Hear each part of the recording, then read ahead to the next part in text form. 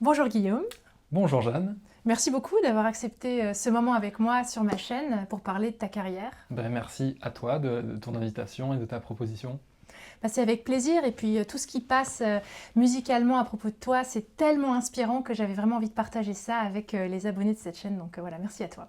Ravi. Donc on va parler de plein de choses parce que tu abordes vraiment un répertoire mais tellement divers en ce qui concerne le violoncelle avec des expérimentations très très intéressantes. Mais peut-être on peut reprendre les choses du début pour poser un peu le cadre, le contexte. Et du coup, ma première question pour toi, ce serait tout simplement comment tu as débuté le violoncelle. Alors j'ai débuté le violoncelle avec ma mère, en fait, qui est prof de violoncelle à Marseille, et donc qui a son école de violoncelle qui est au rez-de-chaussée de la maison. Donc c'est vraiment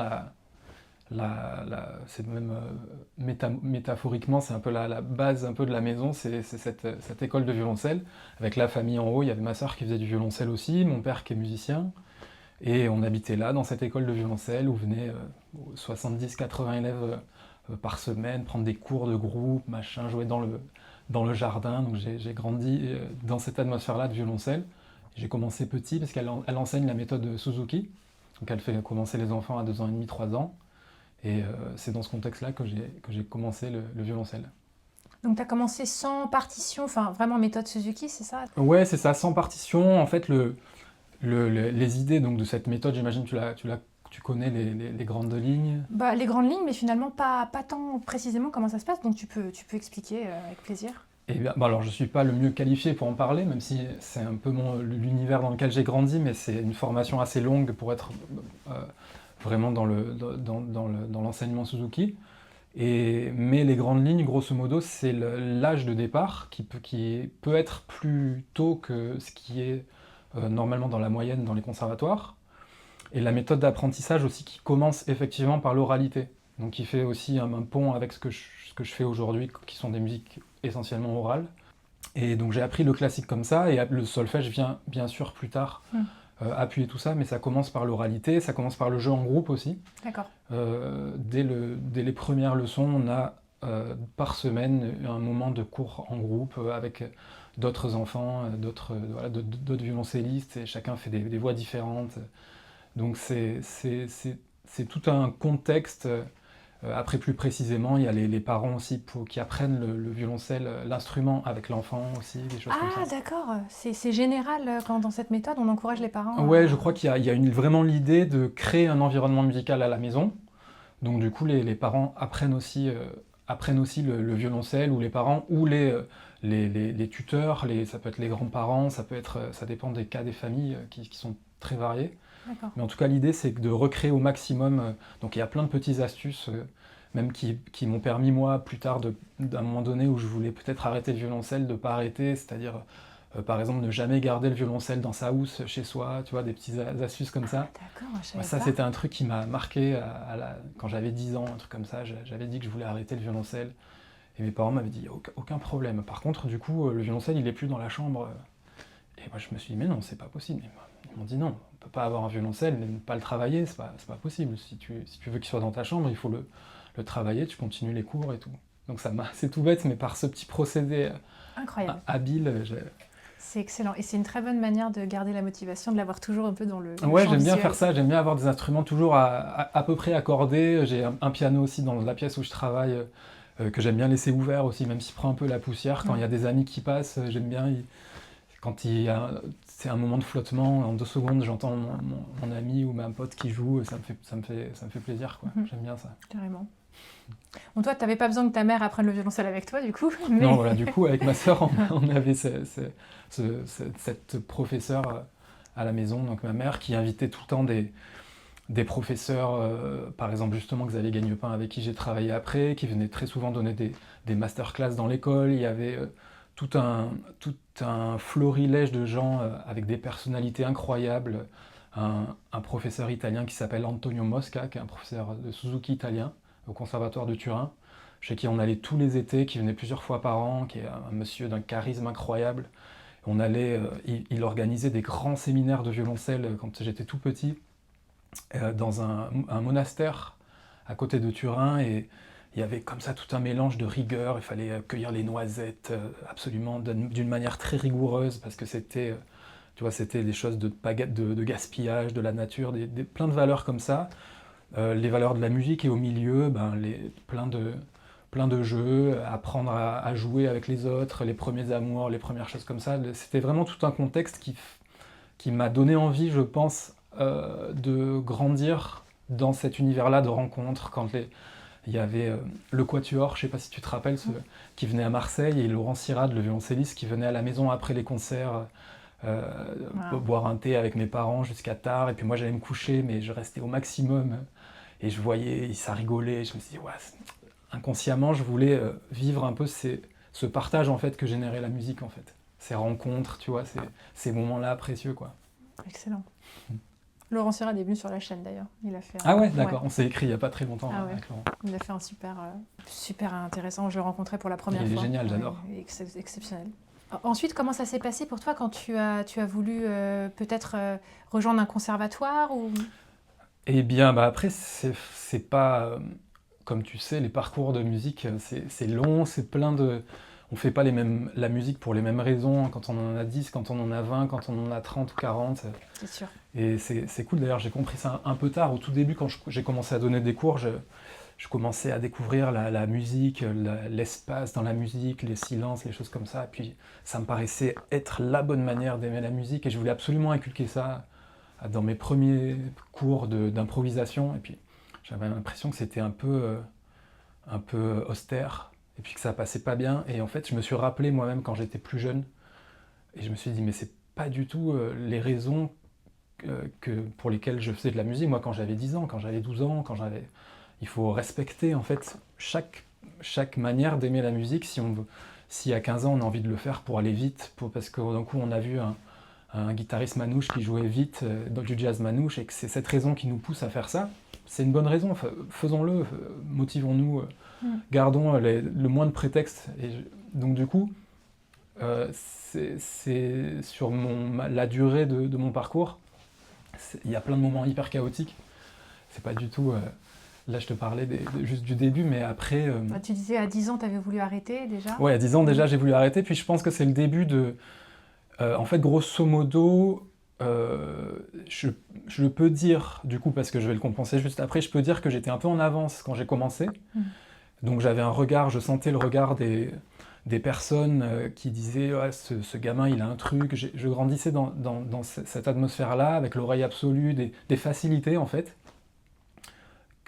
qui m'ont fait, sur lesquelles je me suis basé pendant toute mon adolescence sans travailler, et qui se sont complètement taries au bout d'un moment. Et je suis petit à petit, j'ai sauté une classe à l'école, etc. Et puis j'ai une scolarité hyper difficile, hyper chaotique. Et tout ça jusqu'à, je pense, l'apogée de la descente, c'était après mon bac. Là, justement, je suis rentré chez Xavier Gagnepin, donc j'ai eu 2 professeurs dans ma vie, ma mère et ensuite Xavier. Et chez Xavier, la première fois où j'ai passé mon DEM, je suis arrivé dernier complètement. J'avais jamais ouvert mon violoncelle en fait pour travailler. Et je suis arrivé dernier du conservatoire. Je pense qu'ils avaient pu inventer un classement spécial pour moi. Je pense qu'ils l'auraient fait. Je pense que j'ai subjugué tout le monde je connaissais pas du tout le répertoire, quoi. D'accord. Et là, je me suis pris un choc un peu parce que je me suis rendu compte qu'en fait, le regard des gens avait complètement changé. Je m'en étais pas vraiment aperçu dans mon adolescence, quoi. Il y avait plus du tout là, il y avait plus du tout ce truc de il y a un truc expressif.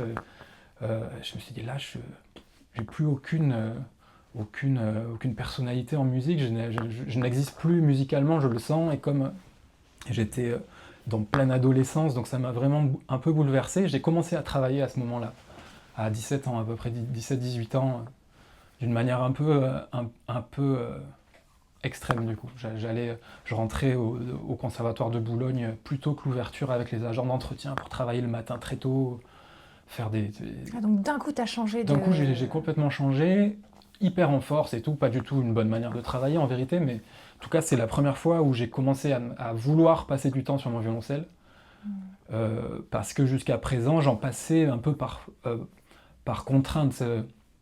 On avait, pendant mon adolescence, j'étais dans un octuor de violoncelle, fondé par ma mère, avec ma sœur et tout, qui est plus âgée que moi, donc j'étais le plus jeune, je faisais les basses tout le temps, et c'était des répètes pour moi très longues.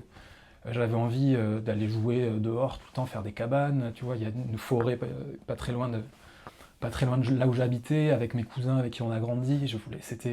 Je voyais mes cousins passer derrière qui m'attendaient un peu, tu vois, impatients, et moi je devais répéter.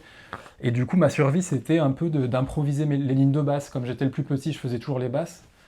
Et je m'ennuyais vraiment, j'étais pas bien, et du coup, j'improvisais les basses un peu harmoniquement. Donc, personne s'en rendait vraiment compte, et c'était un peu mes premiers contacts, je pense, avec... Donc tu commençais déjà à explorer, tu disais que tu n'avais plus de personnalité à 17 ans, mais même avant, tu avais déjà commencé à explorer cette direction de l'improvisation? En tout cas, je voulais improviser, c'était déjà ce que je faisais quand je jouais du violoncelle, c'est un peu la seule chose que je faisais. Je me mettais au fond du siège, et c'est pas du tout dans une position concevable pour un professeur ou quoi, et puis je jouais en PIDS.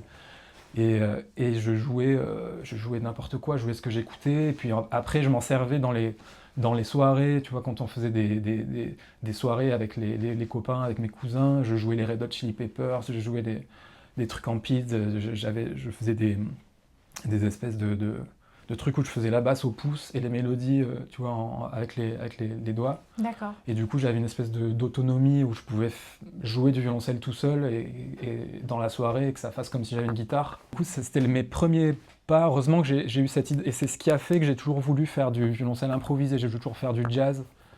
Voilà, le jazz, je l'ai découvert vers 14-15 ans par ma sœur, en fait, par les amis de ma sœur, qui étaient notamment un hyper charismatique, tu vois, qui avait des piercings que je regardais comme tu vois, comme quelqu'un, comme un peu une idole, et qui avait laissé une compile une compile de CD gravés qui s'appelait Julien, c'était son nom. Et dessus, il y avait du grappelli, il y avait swing guitars. Et moi, je me suis dit, qu'est-ce que c'est ça? C'est ça que je veux faire. Donc, je jouais ces morceaux-là, j'ai commencé sans le vouloir à transcrire Donc, tu jouais swing guitars au violoncelle? Donc, j'ai commencé, je faisais d'une manière hyper empirique, j'avais personne qui m'avait dit, la pompe manouche, c'est ça, mais je reproduisais comme je pouvais. C'était un peu ma manière d'exister, sachant qu'en classique, j'arrivais pas à travailler, quoi. Et après, j'ai donc passé ce DEM, je me suis mis à bosser du coup pour le passer. Et une fois que j'ai eu le DEM chez Xavier, là, je me suis vraiment concentré sur l'improvisation. Je savais que je voulais faire ça. Et sur le jazz en particulier, pour commencer, j'ai commencé à adapter un peu parce que c'est une musique dans laquelle le violoncelle il n'appartient pas à cette musique-là, vraiment. C'est vrai. Historiquement. Si on veut s'approprier cette musique à travers ce vaisseau, le violoncelle, si on veut voyager dans cette musique-là, il y a une grande part d'adaptation de choses qui peut marcher ou pas, d'ailleurs. Il y a plein de tonas qui sont des tonalités de cuivre, si bémol, mi bémol, c'est des tonalités vraiment du bebop, et c'est pas du tout des tonalités de cordes. Ah oui. Donc des fois c'est plus difficile, il y a mais en tout cas ça appartient à ce langage-là. Si on l'aime, il faut y rentrer par là, en fait. Et puis il n'y a pas un truc avec l'accord du violoncelle, en quinte tu peux faire beaucoup moins facilement des accords qu'avec une guitare. Alors oui, carrément, déjà il y a moins de possibilités pour les couleurs et tout, c'est hyper réduit. Effectivement, mais il y a quand même, on peut faire l'essentiel du... Ah oui, d'accord. Parce que moi, c'est par rapport à la viole de gambe où j'ai vu une énorme différence de facilité de... Mais bon, ça n'a rien à voir avec le jazz. Mais par rapport au fait que ce soit accordé en quarte et qu'il y ait plus de cordes. Ah, ouais. Je crois que c'était vachement limité au violoncelle. Ah, c'est super limité, ouais. C'est super limité, grosso modo. Le maximum... Ça fait 5 minutes que je te vois, est-ce que je vais le prendre? Ouais, j'hésitais. Le maximum des couleurs, donc sur une triade majeure, par exemple, on peut aller chercher la six, qui est un peu la base dans manouche, la septième, les différentes septièmes, un peu par exemple les accords augmentés ou diminués, mais il n'y a pas toutes les possibilités de couleurs qu'il y a forcément avec une guitare, quoi. D'accord. Effectivement, du jeu de cartes avec la tierce au milieu en plus, et les 6 cordes, c'est sûr que ça plie le débat, quoi, la guitare. Mais on peut quand même vraiment faire des accompagnements au violoncelle. Oui. Aujourd'hui, d'ailleurs, on en voit beaucoup, on en voit plus, c'est quand même super répandu. Et donc, du coup, tu as mené un petit peu de front le fait quand même de terminer ton DEM dans un conservatoire classique avec concerto de Davidoff ou je sais pas quoi, et à côté l'improvisation, et t'arrivais à gérer les deux, enfin, il n'y avait pas de frustration d'un côté ou de l'autre? Si, je pense que mon parcours classique, il était en force. Même la dernière année où j'ai travaillé, où j'ai vraiment travaillé mon violoncelle, où j'ai senti que je retrouvais le lien aussi avec Xavier, qui au tout début, on s'est rencontrés, j'étais petit avec Xavier. Et pareil, au début, j'ai senti il y avait une connexion, il y avait comme ça un amour de la musique vraiment hyper animal chez moi, et qui lui a plu, qui lui a donné envie de travailler ensemble aussi, je pense, qui a fait que je puisse rentrer dans sa classe, etc. Et puis au bout de 1 ou 2 ans, quand il a vu que je sortais jamais mon violoncelle pour travailler Rombert, ou pour travailler tout ça, que j'arrivais d'un cours à l'autre et que je déchiffrais la mesure d'après, Ah oui. il était Pardon. vraiment désespéré par Ah ouais, moment, je quoi. comprends, ouais. Mais bon, c'était le jeu de cette période-là, en fait. J'avais besoin de construire une direction tout simplement d'envie, en fait. L'envie, c'est un peu le moteur de tout. Ouais. Et le classique m'est arrivé bien après. J'aime beaucoup plus le classique que je l'ai jamais aimé, par exemple. J'aime beaucoup plus le travailler. Donc, je menais les deux, mais le classique, je savais pas trop pourquoi, en fait, quelque part. Et puis, je le perdais de plus en plus. Plus je le côtoyais, moins je savais pourquoi j'étais là, en fait. Voilà, c'est vraiment par le jazz et que j'ai renoué avec le côté enfantin que j'avais avec la musique, et que j'ai du coup redécouvert le classique avec ça, en fait. Après cette phase de jazz, parce que même la phase d'apprentissage du jazz, c'était il y a 20 ans, un peu plus de 20 ans.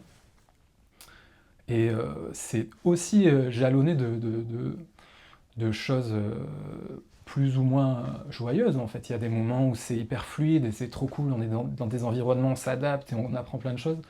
Et des moments, du coup, moi je viens beaucoup de l'école de la jam, la jam en fait, le bœuf, faire la jam. Et j'ai entendu plein de choses. Il y a des gens, un jour, un club qui s'appelle Autour de midi minuit, un club de jazz à Paris. Il y a un pianiste qui est venu me voir, qui me dit ah ouais, c'est cool, intéressant là de phraser. J'avais joué un truc de Benny Golson. C'est intéressant de phraser au violoncelle, mais je vois pas trop l'intérêt en fait de faire du jazz au violoncelle. Et moi j'étais en phase, j'avais 19 ans, 20 ans, j'avais aucune répartie face à ça. Et puis je me rappelle rentrer chez moi hyper perturbé, et je me suis dit mais c'est vrai, quel intérêt de faire du jazz au violoncelle, parce que je sentais bien les complexités de l'instrument sonore. Dès que tu joues avec une batterie, c'est compliqué, tu t'amplifies, le son, c'est pas beau, les doigtés sont compliqués, si on n'a pas... Enfin, j'apprenais ça un peu tout seul et tout, tu vois, au début. Donc je me prenais des phrases comme ça, puis après, plus tard, tu sais, souvent c'est les syndromes des phrases qui nous viennent quand on a fermé la porte et qu'on se dit c'est ça que j'aurais dû lui dire. Et je me suis dit mais en fait je vois pas l'intérêt d'en faire au piano non plus du jazz dans ce cas-là. On fait du jazz parce que on fait de l'impro, on fait ces musiques-là, c'est notre survie. Puis si on joue tel instrument, ben, on va le faire à cet instrument. Moi c'est ce qui s'est passé en fait. Ouais. Mais du coup, c'est intéressant parce que comment devient violoncelliste de jazz aujourd'hui? Il y a pas vraiment de code, il n'y a pas d'école. Comment tu as fait pour du coup créer ta propre technique? Déjà, je dois dire que j'ai beaucoup travaillé avec les violonistes et notamment j'étais au CMDL, une école à côté de Paris où j'ai la chance d'être invité pour enseigner des fois aujourd'hui. Et au CMDL, donc j'étudiais avec Didier Lockwood, qui est donc violoniste, qui était mon professeur. Ah, d'accord. Et même s'il y a évidemment d'énormes différences entre les deux instruments, surtout sur les questions de doigté, etc., il y a aussi plein de choses qui sont intuitivement proches, comme par exemple l'archet, le swing, tout ça, c'est commun, et de toute façon c'est commun à tous les instruments. La manière de se placer rythmiquement pour swinger au sax, c'est la même qu'au violoncelle en fait. Et donc cet endroit, cet environnement du jazz m'a fait découvrir plein de choses. C'était vraiment des moments très fastes d'apprentissage pour moi. Après, c'est des tonnes de moments, d'heures, comme on se disait tout à l'heure, de solitude, de recherche, d'exploration du violoncelle, des années où on se dit « Ah ouais, je vais développer ça ». Et puis tu passes du temps je voulais travailler des schémas, et j'ai passé des années à faire ça, et puis je me suis rendu compte que je m'en servais jamais dans les contextes d'improvisation. parce que j'étais jamais placé à l'endroit. Oui, tu parlais des schémas systématiques, c'est ça? Ouais, c'est ça, des systèmes comme on peut utiliser par exemple plus facilement au violon, D'accord. parce qu'on a un tétracorde, donc 4 notes par main, et au violoncelle, ce qui n'est pas le cas en fait, Bah ouais. parce qu'on est obligé de démancher Mm. pour faire une carte. Mm. Et donc du coup, ce qui rend les schémas quasiment impossibles. Et je m'étais dit, je vais le faire du coup au pouce et tout. Et puis en fait, ça, je m'en servais jamais. Et au bout d'un moment, je me suis dit, D'accord. je vais arrêter de perdre du temps à travailler des schémas qui me servent à rien en fait. Mhm. Donc j'ai travaillé toutes les positions ici, comme en classique. Tu vois, j'ai développé le maximum D'accord. de jeu et de langage dans les positions. Dans ces Donc positions-là. tu es allé retourner chercher dans le classique une technique pour être à l'aise au pouce et avoir du coup ce tétracorde dans les aigus, c'est ça?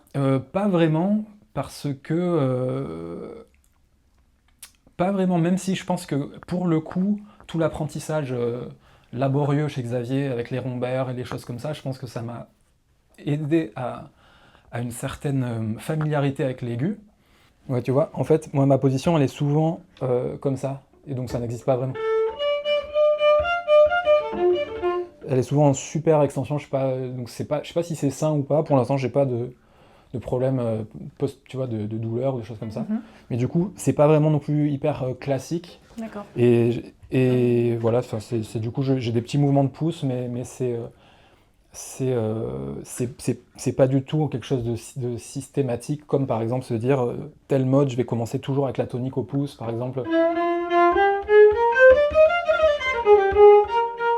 Je travaillais ça pendant des heures, et en fait, ça marche pas. Si je dois faire un fa mineur, maintenant, je vais me mettre ici. Tu vois, je vais le faire ici au pouce, tout simplement, D'accord. sans me galérer avec des schémas, quoi. Et du coup, mais ça marche surtout dans les aigus, mais tu mets pas le pouce. Alors, pour ce qui est ici, il y a aucun schéma possible. Ouais, c'est ça. Là, les premières positions du manche, il n'y a aucun schéma. D'accord. Donc c'est vraiment le travail de gamme, de doigtés différents, d'arpèges. Ouais. T'as du coup beaucoup d'oreilles, t'écoutes beaucoup du coup. Ouais, du coup c'est plus par de toute façon, même l'aigu en vrai, c'est vraiment. On peut pas avoir le même usage des schémas que la guitare par exemple, je crois. Mais pour se rassurer, on n'est pas les plus mal lotis. Il y a plein d'instruments qui ne marchent pas par schéma avec certains des meilleurs musiciens du monde. Le sax, je crois que ça ne marche pas par schéma non plus. Et pourtant, il y a Charlie Parker, John Coltrane et des gens qui ont comme ça développé un langage tellement loin et tellement puissant que finalement le schéma, c'est pas quelque chose d'inconditionnel. Mhm. Donc quand tu dis que tu étais dans les jam sessions, c'est-à-dire que vous retrouviez à plusieurs, c'est libre et tout le monde joue ce qu'il veut, c'est ça? C'est comme ça que tu as commencé à jouer avec d'autres musiciens de jazz? Ouais, c'est ça. Okay. C'est ça, tu arrives avec des morceaux en commun, donc des standards en fait. Okay. Et tu les proposes, et puis tu peux avoir la chance que ça résonne chez tout le monde, et tout le monde dise « Ah ouais, celui-là, cool !» Et dans ce cas, c'est bien parce que c'est un standard que tu connais, puis ça peut ne pas être ça aussi. C'est aussi la carte, c'est que quelqu'un propose un standard, que tout le monde dise « Ah, trop bien !» Tu ne le connais pas, donc ouais. tu dois jouer quand même. Donc c'est un mélange de choses, la jam, qui est pour moi important à partager, quoi. Okay. Il y a une espèce de règle, il y a une manière aussi de se placer, de sentir, enfin ouais, je trouve que c'est une belle, des beaux moments d'observation, de comment on joue ensemble, et même si parfois aussi c'est pas des moments d'écoute extraordinaires, et il peut y avoir plein de personnes qui n'écoutent pas forcément très très bien, tu vois, notamment tu vois, si tu joues avec des batteurs par exemple, on peut ne pas t'entendre et le niveau sonore peut rester le même, ce qui m'a toujours subjugué. Je me dis mais comment on peut jouer fort sans baisser, on voit la personne bouger en face, donc on baisse pas le volume, mais c'est des écoles de son différentes en fait, c'est des écoles où le volume normalement il se pose pas comme un problème, puisque tous les instruments sont des instruments d'extérieur en jazz. Le sax, la trompette, la batterie, c'est des instruments qui sont à la base des instruments d'extérieur, ça vient de la fanfare, ça vient des cérémonies, des processions.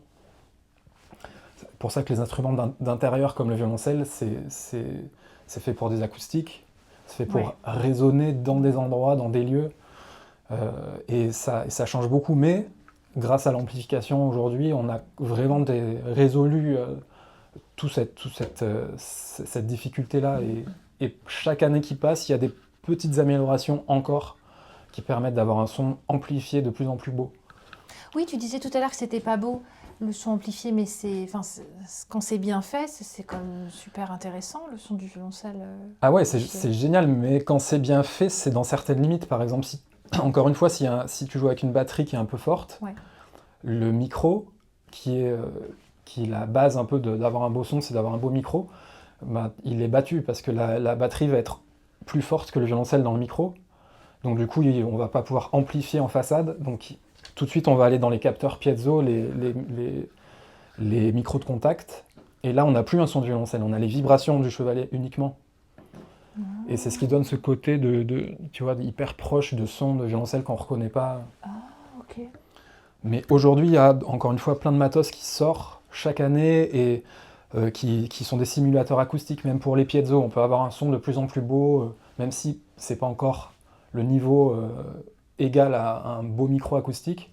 Mais ça devient vraiment avec des reverbs, des choses, tu vois, plein de matos. Chaque année, je suis obligé de changer des choses parce que je vois qu'il y a un truc qui est sorti. Ouais. Ouais, c'est ça se perfectionne, ça évolue. Et du coup, tous les ans, moi, je rachète du matériel pour expérimenter du nouveau. J'ai des partenariats aussi. J'ai la chance d'avoir un partenariat avec les microshops et la cellule que j'utilise aussi, Cherclair.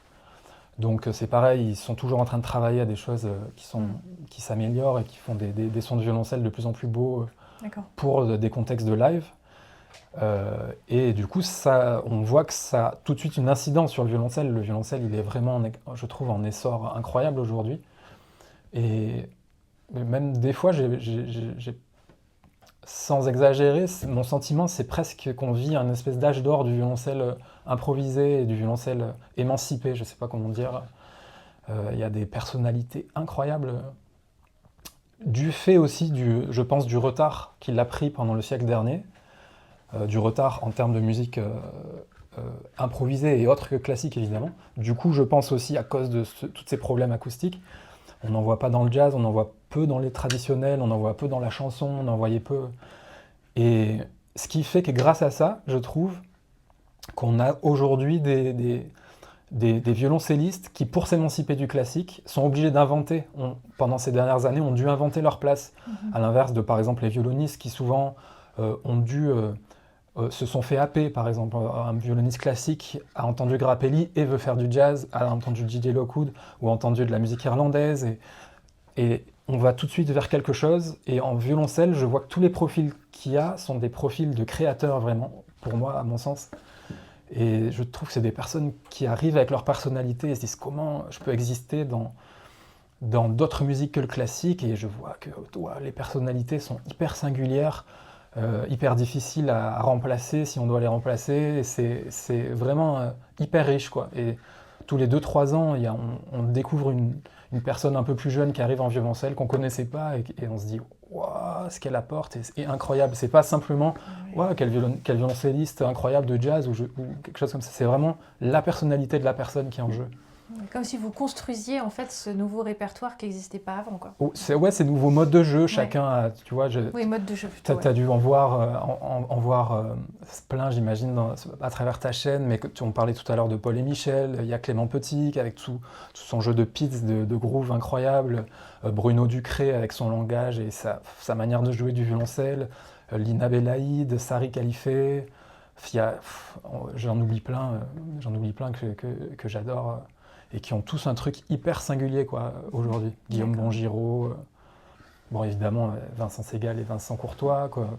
Qui sont plus anciens, c'est pour ça que tu dis évidemment. On est un peu plus loin en termes de génération, ouais.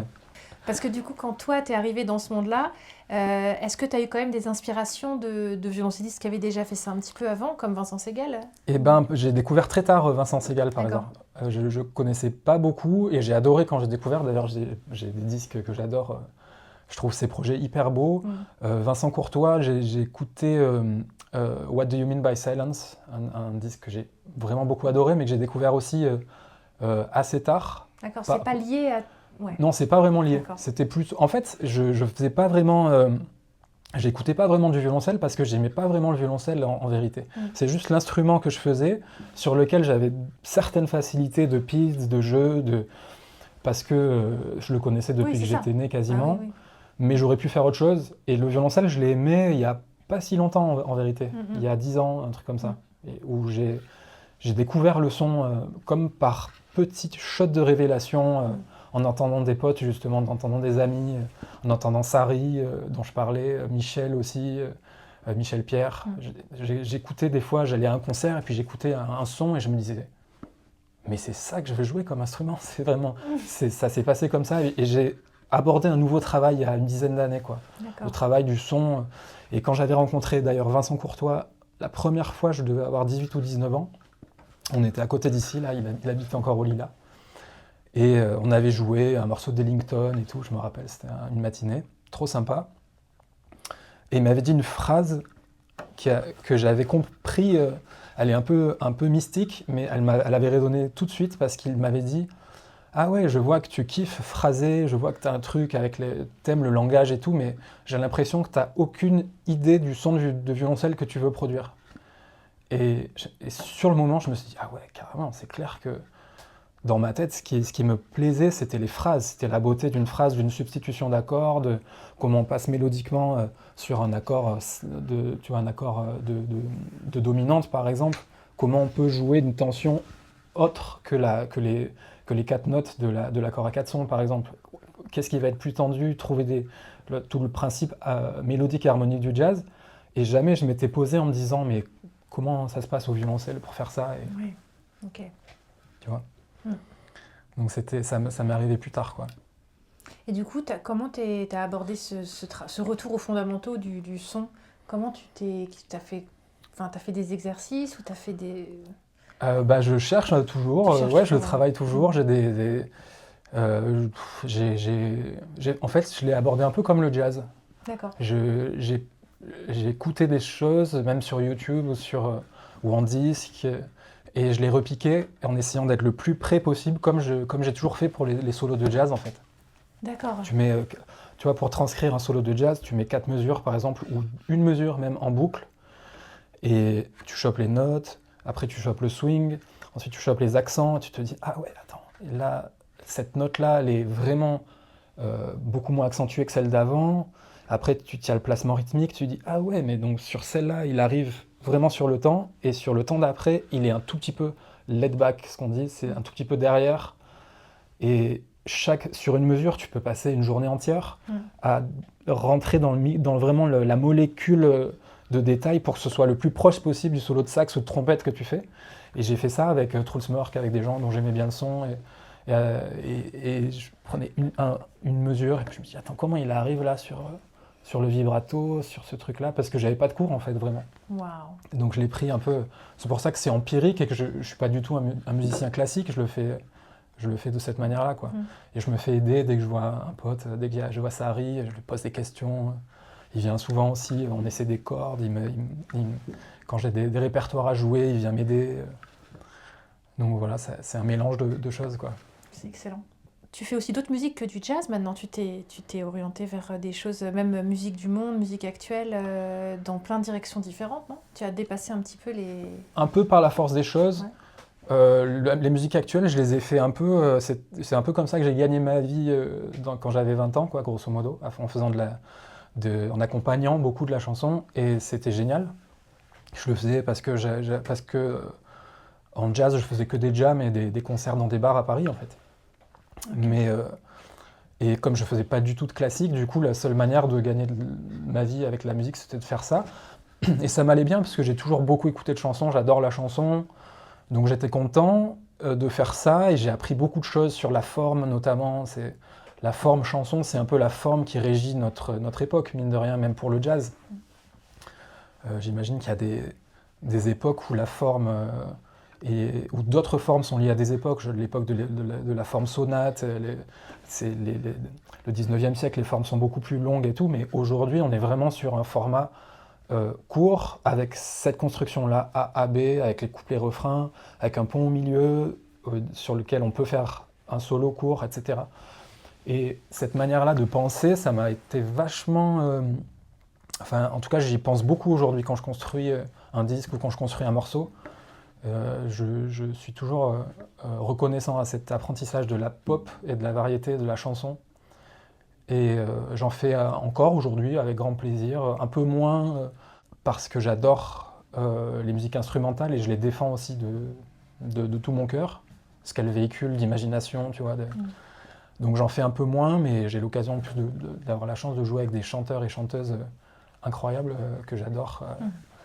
Donc quand je peux en faire, j'en fais toujours avec plaisir, quoi.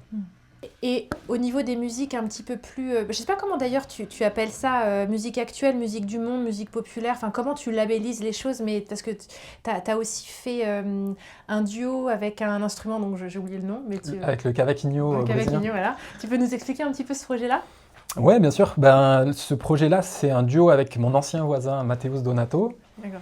Et donc c'est un joueur de cavaquinho incroyable, donc un musicien traditionnel de choro, la musique, une des musiques. Donc tu peux expliquer ce que c'est qu'un cavaquinho Donc le cavaquinho, c'est une toute petite guitare. En fait, ça ressemble, c'est comme un ukulélé, c'est la même famille, c'est tout petit, sauf que il y a plus de cordes et que c'est pas du tout la même fonction, c'est pas le même accordage, c'est pas la même musique, c'est pas le même son. D'accord. Ouais. Le cavaquinho à la base, il est là pour accompagner le choro. Et Matheus l'a détourné et en fait, il s'est approprié un peu la place des mandolinistes solistes du choro. Donc il phrase avec un son, une précision rythmique magnifique. Et il a rajouté plusieurs cordes, donc il descend super grave pour un cavaquinho. Et voilà, il est plein de richesses, même humaines. Et c'est un duo avec lequel je passe beaucoup de temps aujourd'hui, que j'adore. Et ça fait partie des musiques traditionnelles qui m'intéressent. Musique traditionnelle, ok, ouais. C'est ça, je pense que c'est le terme que je cherchais par rapport à musique actuelle, musique du monde, tu fais beaucoup de musique traditionnelle, ouais. Voilà, c'est plus ce que je fais aujourd'hui, je dirais, c'est vraiment le jazz et certaines musiques traditionnelles dont je me sers pour nourrir en fait simplement le langage d'improvisation, mais auquel je n'appartiens à aucune en fait. Je ne me sens pas appartenir aux musiques que j'essaie d'emprunter avec le plus de respect, que j'essaie toujours d'étudier. J'ai plusieurs instruments aussi pour savoir d'où ça vient, les phrases que j'emprunte, le matériau musical en lui-même aussi. Des fois qui peut être, c'est d'une autre source harmonique. Par exemple, quand on étudie les makams, c'est extrêmement différent de la musique occidentale. Et c'est intéressant de jouer d'autres instruments. Je joue un peu de doudouk aussi que j'apprends depuis quelques années. Ça permet de savoir d'où vient le matériau et d'emprunter avec le plus de respect possible et le plus de compréhension du matériau aussi. D'accord. Et toutes ces explorations donc en musique traditionnelle et aussi avec d'autres instruments, ça t'a aidé aussi à enrichir ton son, à trouver ton son, comme tu disais ? Carrément, oui. Le doudouk en particulier, c'est tellement un son... en fait, c'est la qualité première de cet instrument, c'est le son, c'est un instrument diatonique, donc enfin, on peut jouer les chromatismes évidemment, mais il y a plusieurs tonalités de doudouk suivant le morceau avec lequel on joue. Donc c'est des instruments hyper limités, aussi bien en tessiture qu'en possibilité, en virtuosité et tout. Et la grande force de cet instrument, c'est le son, c'est ça qui nous happe tout de suite. Donc le vibrato hyper large, et c'est la manière de faire vibrer l'instrument, etc. Quand on le ressent vraiment en le jouant, je trouve que ça débloque beaucoup de choses pour le violoncelle notamment. C'est des vibratos hyper lents, hyper amples, très très larges, des vibratos que j'avais pas l'habitude. Culturellement, c'est pas le même vibrato vraiment qu'en classique, même si je vois chez des personnes comme Sari par exemple qui ont vraiment cette double culture de la musique arabe et de la musique classique, ils jouent les deux vraiment très bien, et on voit à quel point le travail du vibrato est un seul domaine chez lui, quoi. On voit que qu'il a une connaissance du vibrato très large qui lui permet de... Donc en fait, il y a des ponts entre chaque domaine. Je ne suis pas du tout partisan de dire le jazz et le classique, c'est très différent. Les musiciens classiques, ils sont comme ça, les jazzmen, c'est pas du tout... Mais en règle générale, j'aime même pas trop qu'on attache les gens à quelque chose, du coup, venant d'un parcours aussi chaotique et aussi changeant, Quand on dit d'un élève, ah ouais, mais là, lui, il n'a pas le truc, ou j'en sais rien. Quand on arrête la personnalité de quelqu'un sur une période donnée, c'est quelque chose qui me crispe un peu. C'est vraiment pas du tout mon combat. J'aime bien quand au contraire, on a une vue, on essaie d'avoir une vue plus ample et se dire, bah, telle personne, tel adulte est comme ça pour le moment, mais il peut très bien changer. Pareil pour un enfant, pareil pour un ado. Pareil pour, comme on disait, la manière dont on aime la musique aujourd'hui. Et pareil pour les musiques. Les musiques, c'est pas le classique, c'est comme ça. Le classique n'a pas de rythme, et le jazz, c'est du rythme. C'est complètement faux, quoi. C'est vraiment complètement faux. Je connais des musiciens de jazz qui ont beaucoup moins de rythme que des musiciens classiques. Et des musiciens classiques qui ont un sens de la carrure hyper fort. Mais il n'y a qu'à voir Mozart, le sens de la carrure de Mozart, quoi. C'est quand même, les lignes mélodiques sont complètement dingues. Et c'est carré, ça reste super carré, on sent qu'il n'est pas en train de s'embrouiller tout seul avec ses émioles en fait. Ouais, c'est ça. Donc c'est plein de ponts et c'est juste, peut-être que si jamais on ne fait pas le pont, c'est qu'il faut regarder un petit peu plus loin. Ouais. Et je trouve les super musiciens de jazz, ils sont pas si loin du classique, et les grands musiciens de classique, ils sont pas si loin du jazz non plus, en vérité. Sans vouloir faire vraiment de paroles complètement démago, mais c'est vraiment mon sentiment. Ouais. Bah, toi, tu as évolué dans les deux mondes, donc tu vois que c'est possible effectivement de les rassembler. Ouais, il y a plein de choses communes, quoi. Il n'y a jamais rien qui, par exemple, de l'apprentissage que j'ai eu avec Xavier, il n'y a jamais rien qui m'a été contredit par le jazz. Il y a des choses qui ont été, super intéressant. Creusées différemment, ouais. Mais le sens de la carrure, Xavier il parle toujours du sens de la carrure pour les phrases.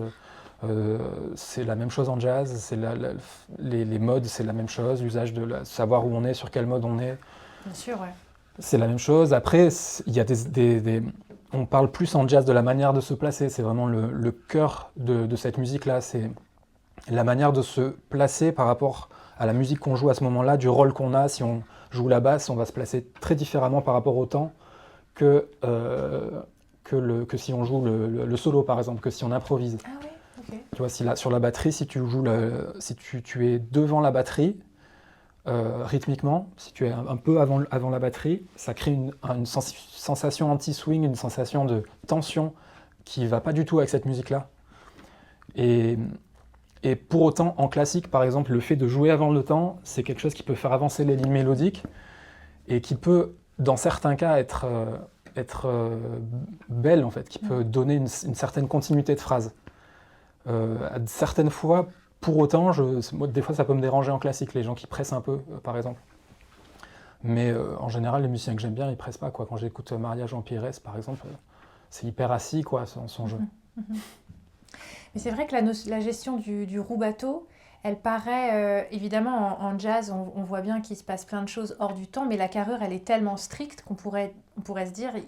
Finalement, ils n'ont pas ce rubato de faire bouger les temps comme il y a en classique. Je ne sais pas, j'ai peut-être une bêtise, mais il y a cette liberté énorme qui paraît plus grande que dans le classique, et en même temps, les temps sont plus rigoureux. Enfin, je donne l'impression que ça ne bouge jamais, en fait. Ça bouge moins. Alors, ça bouge parce que ce n'est pas au clic, oui. ça va être le batteur qui va... Mais en tout cas, ils sont j'allais dire une erreur, une bêtise, j'allais dire ils sont plus marqués qu'en classique, mais en fait, quand on regarde les accompagnements de Mozart, il n'y a rien de plus carré qu'un accompagnement de Mozart, en fait. C'est la mélodie c'est très proche de la construction mélodique du jazz, pour le coup, de l'architecture. Parce que moi, aux États-Unis, il y avait une école de jazz dans mon école, donc je voyais des batteurs travailler et ils passaient leur temps à essayer Ils mettaient un métronome très très lent, genre à 20 à la noire, et il fallait qu'ils gardent le tempo et tomber juste à la fin. Ouais, c'est ça, c'est ce que je fais tous les jours. Bah voilà, ok, bon, c'est ça. Donc et ça, c'est un truc qu'on fait jamais en classique. Ben c'est la première fois que j'ai entendu cet exercice-là, c'est par Xavier, qui avait acheté un métronome en Russie, parce que c'était dans les années 2000, donc il y avait moins de matos. On dirait que je parle des années 10, c'est pas ça. Il y avait quand même plein de matériel, évidemment, mais il n'y avait pas de métronome qui descendait à 20, il descendait la plupart à 40. Ouais. Et il avait trouvé un métronome russe qui descendait à 20, gros métronome blanc. Waouh. Et précisément pour cet exercice-là. Excellent.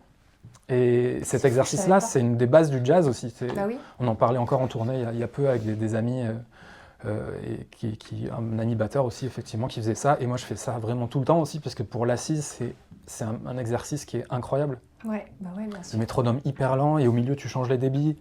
Super dur. C'est génial. Mhm. C'est génial. Et puis tu fais la même chose et tu le mets en l'air.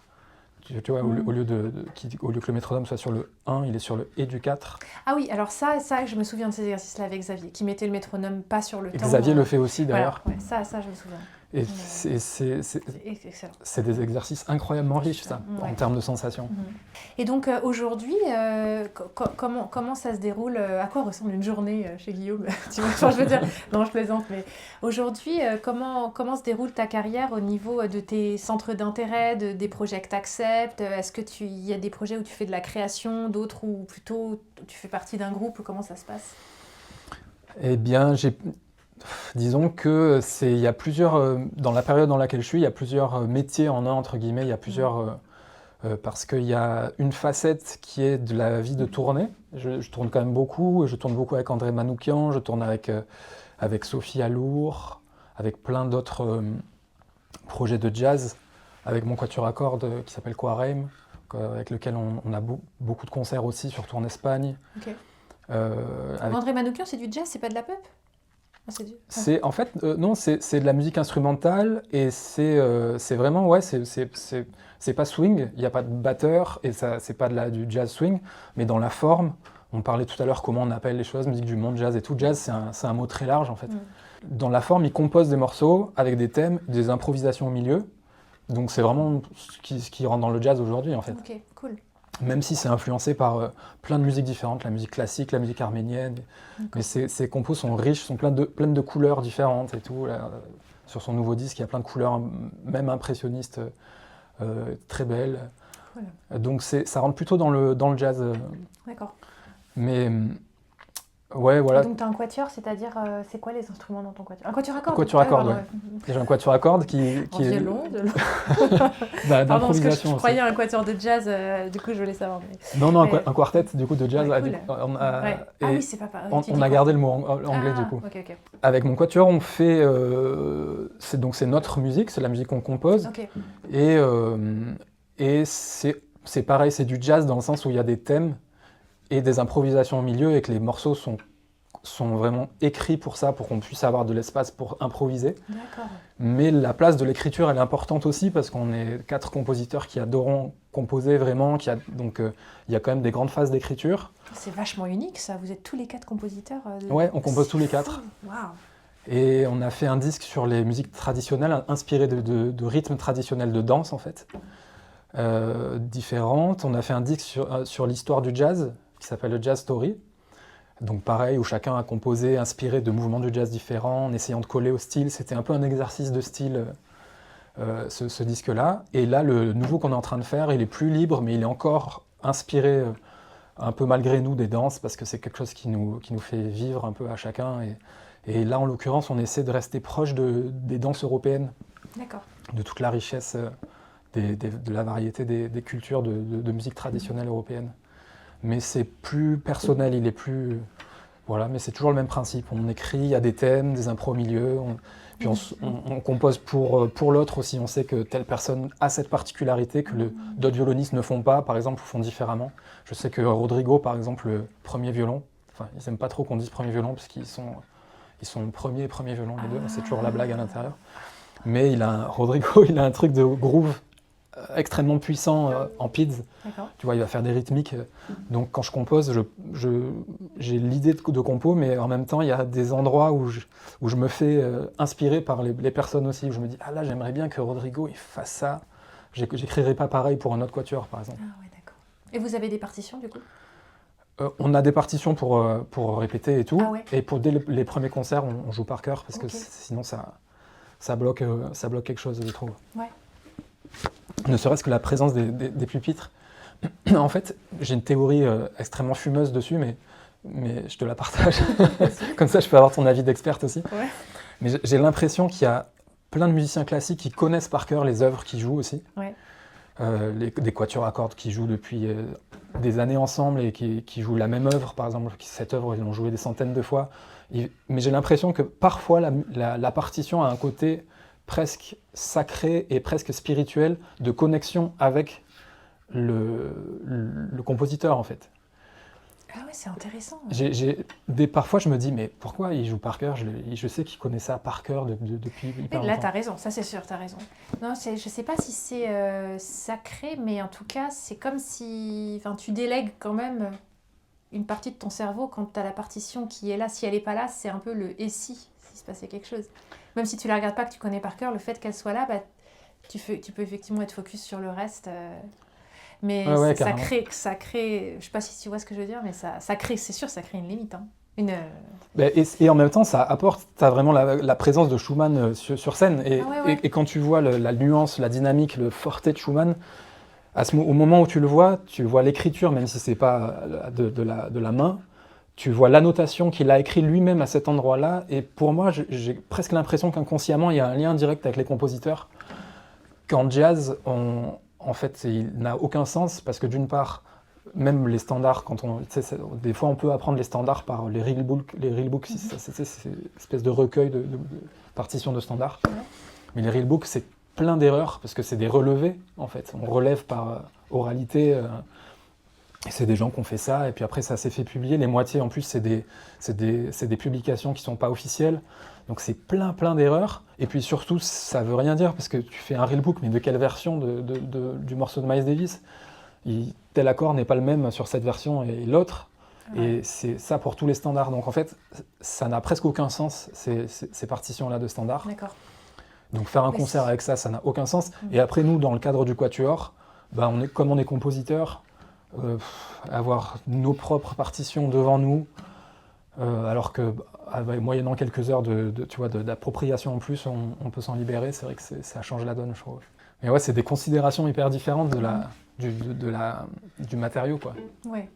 Mais tu fais parfois des projets avec partition quand même ou pas? Ouais, carrément. Okay. Carrément. Ben, malheureusement, il y en a certains qui n'ont pas le temps de bénéficier du par cœur, mais pour lequel ça serait génial. Ah ouais. Mais des créations, des choses comme ça, en ce moment, je fais une belle création de Robinson Khoury. Par exemple, c'est un matériau très dense, avec plein d'infos, c'est difficile de s'en émanciper, quoi, vraiment. Donc ouais, il y a plein de concerts que je fais avec partition, mais c'est plus des aides-mémoire ou des structures. En jazz, se pose vraiment la question de la structure en jazz. Ouais, d'accord. C'est, ah oui, on avait dit quoi? On a dit qu'après le B, c'est le solo de sax ou le solo de machin. Et ensuite, on a dit quoi? Ouais, venez, là, on fait un break. Et c'est surtout ces infos-là qui sont importantes. Ok. Et du coup, moi, je me posais une question, parce que tu parlais de tes phases de travail où, au début, tu étais sur tes acquis, après, tu n'as plus du tout travaillé, après, tu t'as travaillé frénétiquement. Est-ce qu'après, tu as retrouvé une sorte d'équilibre un peu entre deux, de travail de ton violoncelle, où tu avais plus...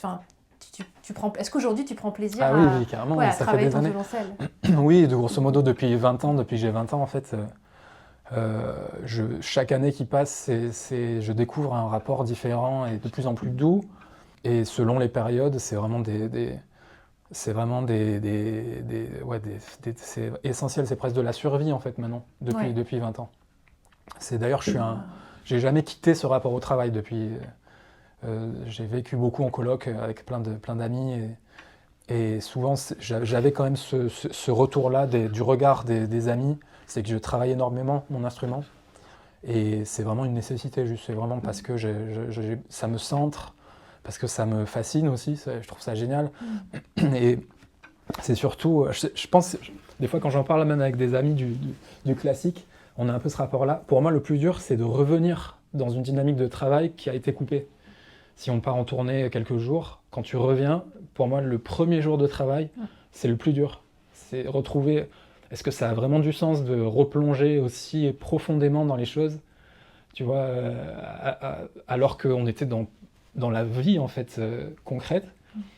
Et au bout d'un jour, 2 jours, où on a refocus sur des choses très précises, là on a le soir, j'ai qu'une hâte, c'est me lever le lendemain pour replonger, retrouver la sensation que j'ai eue sur tel exercice de rythme ou sur telle sensation de violoncelle, de vibrato, de placement, de gamme, tu vois, C'est un super conseil que tu donnes parce que c'est souvent quand on s'est arrêté de jouer du violoncelle, même plus que quelques jours, c'est très difficile de s'y remettre et on se demande si c'est pas nous le problème, quoi. Et montrer que même à ton niveau, c'est difficile le premier jour. Ah ouais, carrément. Faut juste passer le premier jour et puis voilà, quoi.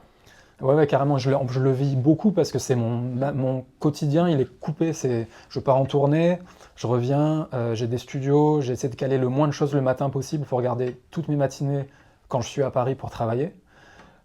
Parce que j'ai besoin de cette continuité, comme on en parlait tout à l'heure, j'adore donner des cours. Et j'ai de la chance de donner des cours à des élèves, des étudiants, des musiciens en fait, qui jouent hyper bien leur instrument, que ce soit au CMDL ou même en cours particulier. Le jeune homme qui vient tout à l'heure, il est au CNSM de Lyon, donc il connaît hyper bien son instrument. Et une fois par an, je vais à la Berkeley aussi, donner une semaine de cours. Wow.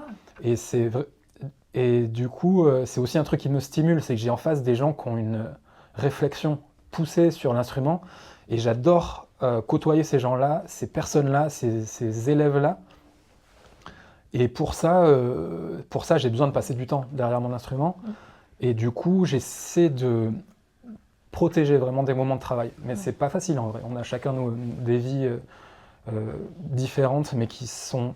Enfin, on voit à quel point on est happé par la vie. Ça peut être des enfants, un planning, une tournée, un métier à côté.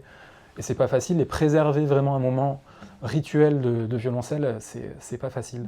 Et le retrouver, comme on en parlait, c'est toujours laborieux. Même le premier jour, en général, je suis pas vraiment dans la dopamine, quoi. Je sens que je suis un peu insatisfait, j'ai du mal à me concentrer, je suis pas focus, quoi, de ouf. Et le lendemain, ça revient, et puis petit à petit. Et après, quand je dois partir en tournée, je suis triste, de ouf. Parce que j'aurais pu continuer comme ça pendant toute ma vie, avec ce rythme-là, de juste me lever le matin et faire du violoncelle, quoi. Ouais, t'arrives pas à maintenir ce rythme en tournée, forcément. Bah, en fait, de fait, c'est pas possible, parce que juste... moi, j'ai besoin de commencer le matin, vraiment. Et du coup, en tournée, c'est pas possible. Il y a le train le matin, ou l'avion le matin. Le matin, j'ai un avion à 9h. C'est cuit, quoi. On va arriver, il va y avoir la balance, je vais arriver à l'hôtel, je vais peut-être arriver à faire 1 heure ou 2, mais c'est pas le même travail qu'un travail posé, quoi. Oui, carrément. Quand je suis en tournée, je joue, j'essaie de jouer plus, tu vois, d'avoir plus du temps sur l'instrument plutôt que me poser, juste sans violoncelle, commencer par du rythme, ensuite travailler du pid très lent, travailler de l'archet très lent, ça c'est un travail pour moi de matinée, quoi. D'accord. Je sais pas comment tu fonctionnes, toi. Moi, je suis un peu comme ça. J'aime bien que ce soit... c'est un peu ma golden hour. C'est quand ton cerveau est vraiment reposé le matin que tu es le plus efficace pour le travail de fond. Ouais, après, bon, en plus, j'ai des enfants, donc le soir, autant te dire que... Ouais, c'est plié, quoi. Mais non, mais il y en a qui sont... Enfin, si j'étais obligée, je pense que je le ferais, mais non, c'est super précieux. Tu te réveilles, t'es super focus. Quand on entame ce travail-là à 15h, c'est pas pareil, quoi. Non, pas du tout. C'est déjà pas facile de se mettre au violoncelle après avoir ouvert 17 mails et avoir envoyé des fiches techniques, des messages, des trucs. Et plus tu tardes et moins tu y vas, quoi, j'ai l'impression. Donc Guillaume, tu nous parlais tout à l'heure de tous ces modes de jeu que tu as dû explorer, que tu as dû vraiment créer ton propre jeu parce que ça n'existait pas vraiment au violoncelle jazz avant. Comment on joue un violoncelle donc, comme ça, mais avec les modes de jeu que toi tu as développés? En fait, c'est le même matériau qu'en classique, grosso modo, je pense. D'accord. Mais par exemple, il y a une nécessité de décortiquer, par contre, la musique pour pouvoir se la réapproprier et pour pouvoir être créatif. En fait, le seul paramètre qui va changer, c'est la créativité qu'on va mettre à l'instant du jeu, quoi. C'est qu'on va créer le matériau qu'on est en train de jouer. Et donc pour ça, c'est un mélange j'allais dire de théorie, mais même pas, parce qu'on connaît plein de musiciens qui n'ont aucune idée de la théorie et qui jouent du jazz incroyablement, et qui jouent des choses riches. Je pense même à Didier Lockwood un jour, à qui j'avais posé la question. Il y a un des modes les plus utilisés en jazz, un mode de tension qui s'appelle la gamme altérée, le mode altéré. Et un jour, je lui avais posé la question, je ne sais plus laquelle, j'avais dit « Comment tu joues ça ?» ou « Comment tu penses ça, Didier ?» Et il m'avait dit la quoi? J'ai dit mais le mode altéré. Le mode altéré? Non mais je ne connais pas ça moi, le mode altéré. Et j'ai dit mais si, tu connais. J'étais vraiment désarçonné. Et puis je lui montre une phrase qu'il avait jouée dans un solo à lui. Je fais tu vois cette phrase là, moi je l'ai transcrite d'un solo à toi et c'est le mode altéré. Et il m'avait dit ah oui mais je joue ça mais je ne sais pas comment ça s'appelle. Ah, c'est génial. Donc en fait, lui il entend que ça se joue, il le reproduit et puis ça ressort, mais il n'a aucune idée du nom de la théorie de la chose, de pourquoi ce mode existe et tout. Donc la théorie, c'est même pas forcément nécessaire, mais par contre, on voit que le matériau est là. Et le matériau, on peut le chercher. Alors, par exemple, quand je donne des ateliers d'initiation ou de découverte, j'aime bien partir du premier prélude de Bach, parce que c'est une cadence... c'est vraiment tu vois, ce qui s'appelle en jazz 2-5-1. En fait, grosso modo, tu as donc premier degré, le sol majeur. Ensuite, tu as le do, le quatrième degré. Ensuite, tu as le cinquième degré. Et en fait, à partir de ce matériau-là, donc tu le joues déjà, tu te l'appropries, comme vraiment textuellement.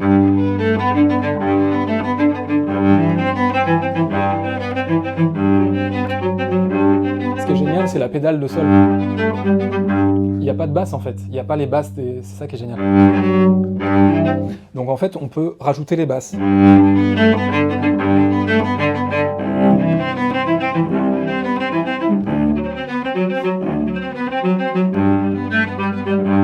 tu peux faire ça en boucle.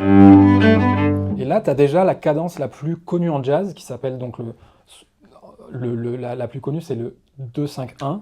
Là, c'est 4, c'est le do. Mais le do, tu peux le substituer aussi par le la. Et en fait, donc c'est le relatif mineur.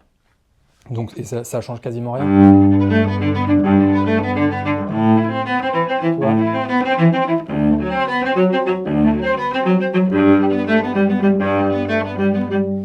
Et à partir de là, tu te dis, si tu te prends comme matériau le plus simple, le plus basique, les arpèges, et que tu restes juste dans la carrure.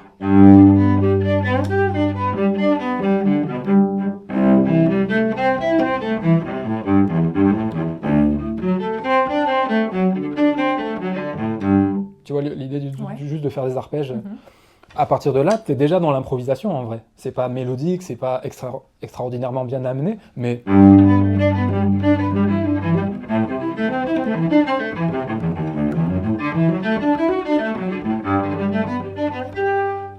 C'est vraiment que de l'improvisation avec juste des arpèges. Tu n'apportes aucune information. Tu peux ensuite aller chercher les informations petit à petit.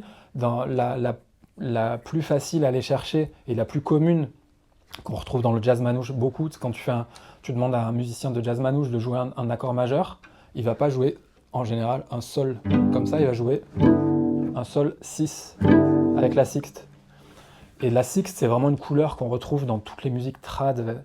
Elle est incroyable dans c'est la sixte qui change dans la chacarera, tu sais, la musique argentine qui passe de majeur à mineur. C'est cette couleur-là de cette musique-là. C'est la sixte dans la musique irlandaise, elle a une couleur incroyable. C'est vraiment une note qui colore magnifiquement.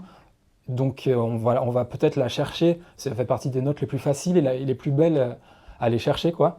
Donc si tu rajoutes la sixte sur le sol majeur, ça va être donc le mi.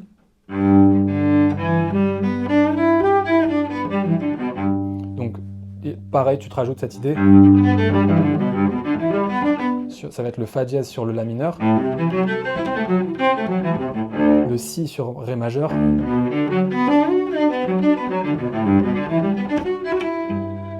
Et tu arrives sur la sixte. Et ça donne tout de suite une ouverture que si jamais... que j'ai pas si j'arrive sur la tonique. Avec les deux sixtes mineurs et tout, tu vois. Et là, tu es dans le... Enfin, il y a... Sans galérer, vraiment, on est déjà dans du matériau, on va chercher des trucs. C'est impressionnant, parce que c'est surtout le switch de couleurs où on passe de... Tu faisais les versions, j'étais là, bon, ça c'est classique, et tout d'un coup, quand tu as mis la sixte, là on a changé, tout de suite, ça a switché. Ça donne vraiment une couleur très très riche, très marquée, et hyper... Toute la musique française, le musette, pardon, enfin, c'est vraiment une couleur... C'est le musette ? Le musette, ouais, parce que c'est le bal musette. Mais l'instrument qui s'appelle la musette. Ah, c'est la musette, ça c'est différent. Okay. Mais quand on parle du style, c'est pour ça que j'ai fait le lapsus, mais quand on parle du style, c'est vraiment le bal musette. Ok, ça marche. Et... en plus de... Mais là, on n'appartient pas encore vraiment au jazz quand on fait ça, on est juste dans le matériau. Ouais. Après, on peut aller encore plus loin dans le matériau, on se dit, tu sais, il y a tous les matériaux de tension, Donc sur un sol majeur, tu peux aller chercher ce qu'ils appellent la dièse 11, le do dièse. Donc c'est le fameux tu sais, l'air de Bernstein dans West Side Story. Ouais.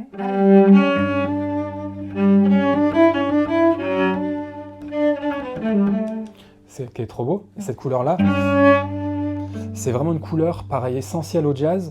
Donc si tu le rajoutes dans ton arpège, sur le la mineur, tu peux aller chercher une septième majeure, donc un accord mineur majeur.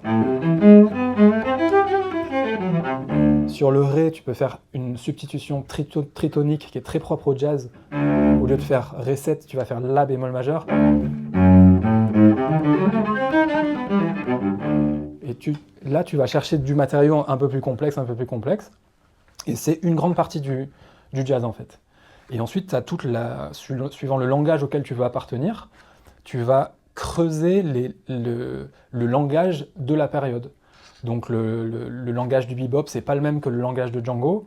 Si tu veux appartenir à la tradition du jazz manouche, tu as des phrases typiques de Django à utiliser sur ces accords-là, des phrases typiques à utiliser pour Charlie Parker si tu veux appartenir au bebop.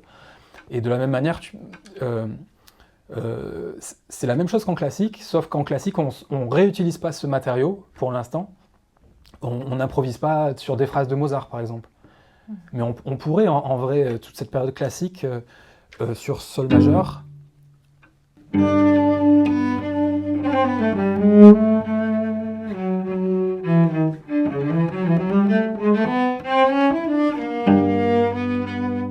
Je fais n'importe quoi, mais c'est plus du matériau jazz du tout. Là, on est sur ré, do, ré, mi, fa, sol, la, si, do, mi, ré, do, si, la, si, si. Si, do, si, la, sol, la, do, va, mi, ré, do, si, la, do. Tu changes tes appoggiatures, et c'est des appoggiatures qui appartiennent à une culture, à un langage en fait. Prokofiev, il faisait pas ça du tout. Donc quand on dit la musique classique, encore une fois, Bien sûr. Et en jazz, c'est la même chose. Django, il va pas faire la même couleur du tout que Parker, qui utilise des phrases sur sol majeur. Il va faire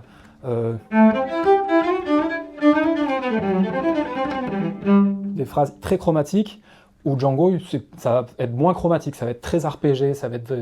il y a des patterns de phrases, tu vois, qui sont très typiques, et quand tu les joues, on sait à qui appartient cette musique-là, en fait.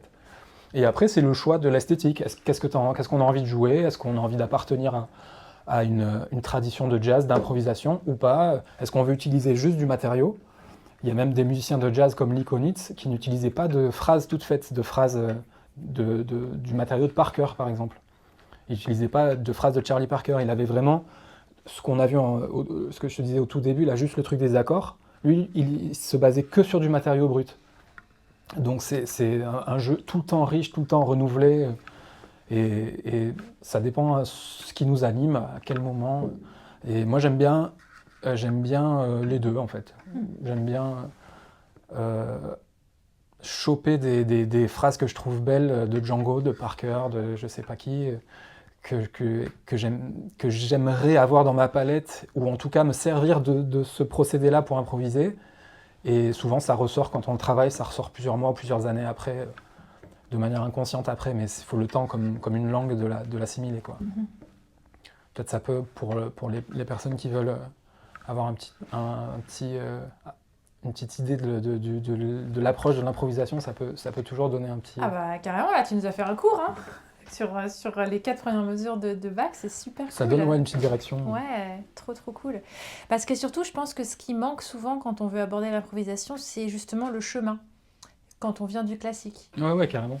Parce que, il y a des couleurs qui peuvent sonner très abstraites tout de suite, mais en faisant le lien petit à petit, comme tu viens de faire, on voit vraiment bien comment se dessine la progression vers les accords plus complexes.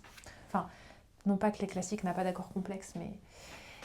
les notes que tu ajoutes qui donnent la sonorité différente, ça, tu vois le cheminement. Ouais, le jazz, il est né quand le classique, c'est déjà allé hyper loin, en fait. Oui. Il est né après Stravinsky, en fait. Parker était un grand fan de Stravinsky et tout. Donc c'est vrai que le jazz commence à un endroit de complexité que le classique a atteint au bout de 500 ans, grosso modo, d'histoire, même un peu plus d'histoire écrite, quoi, vraiment. Donc il a atteint une complexité très vite, mais c'est pas plus riche que le classique, puisque ça vient de là.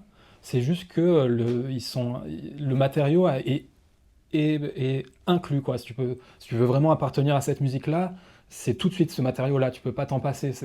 Alors qu'en classique, tu peux jouer de la musique sans ça, parce qu'il y a plein d'autres périodes de musique qui est moins complexe harmoniquement, par exemple. Ça veut pas dire moins subtil, parce qu'avec 3 accords, on peut avoir toutes les subtilités de le placer, à quel moment et tout. Toi-même, tu le sais mieux que personne avec la musique baroque et tout. Mais... Ouais, et après, l'idée, c'est de faire toujours ça, et puis te l'adapter toujours dans l'aigu. Imaginez que là, c'est ta corde à vide avec ton pouce, et tu fais les mêmes choses.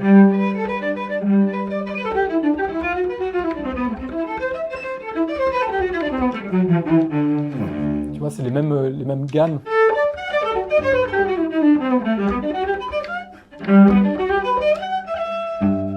Et moi, j'aime bien improviser là parce que ça perce mieux quand tu joues en groupe. Sinon, là, cette tessiture-là, elle se fait très vite bouffer par le registre des guitaristes, le registre des... Alors qu'ici,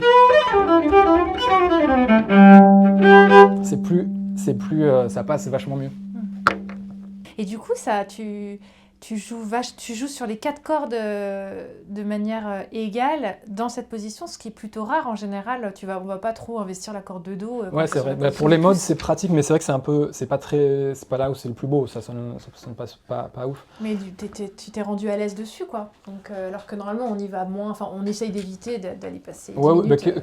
Pareil, si je peux éviter, j'évite. Si c'est pour faire vraiment phraser une belle note tenue ou une mélodie un peu lente, je préfère 1000 fois descendre là. Mais c'est pour faire juste une couleur d'arpège qui est belle, c'est clair que là, c'est un super outil de l'avoir en face. Cool. Et si la note, elle passe vite, on oublie un peu le son ou la justesse. Le plus dur, je trouve, c'est la justesse des notes graves. Là. C'est assez complexe en position, je trouve. Et est-ce que, en tant que violoncelliste, donc dans la catégorie vraiment jazz, parfois tu prends le rôle de la contrebasse avec des basses en PIDS ou pas du tout? Ouais, carrément. Ouais. Ça, c'est parti. Après, c'est vraiment les mêmes outils que la contrebasse, là, pour le coup. Les outils de PIDS, tu vois, toutes les walks et tout, c'est vraiment les mêmes outils que la contrebasse. Parce que tu vas pas aussi grave, quoi. Sauf qu'on on descend pas aussi grave, mais du coup, il y a moins d'exploration, je trouve. Ouais. À part dans les voicings d'accords. Des accords en eux-mêmes, mais la technique de la main droite, d'ailleurs, c'est ce qui fait que des violoncellistes comme Bruno Ducré ont un jeu de PIDS incroyable et tout, c'est que c'est des guitaristes aussi. Ah ouais. Et parce que c'est exactement le même développement en fait de choses. Mais ouais, j'adore le jeu des accords, développer des choses avec avec aussi tu sais les PIDS maggot.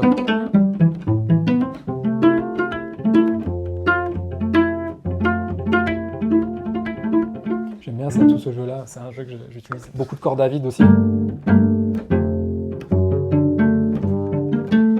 Je trouve ça joli, rajouter des cordes à vide au milieu. Mais tout le jeu PIDS et tout, c'est commun parce que c'est hyper naturel au violoncelle. Vincent Segal, il fait ça hyper bien depuis hyper longtemps. Courtois aussi. Je pense que comme c'est très proche des autres jeux, il y a plein de ponts à faire, quoi, avec les styles, les instruments, les trucs comme ça. Mais ouais, ça travaille aussi pareil, si tu veux vraiment travailler le truc au métronome, il y a plein de méthodes de travail pour ça. Pour t'émanciper du rythme, tu dois vraiment aller travailler le rythme à fond, quoi. Ouais, carrément.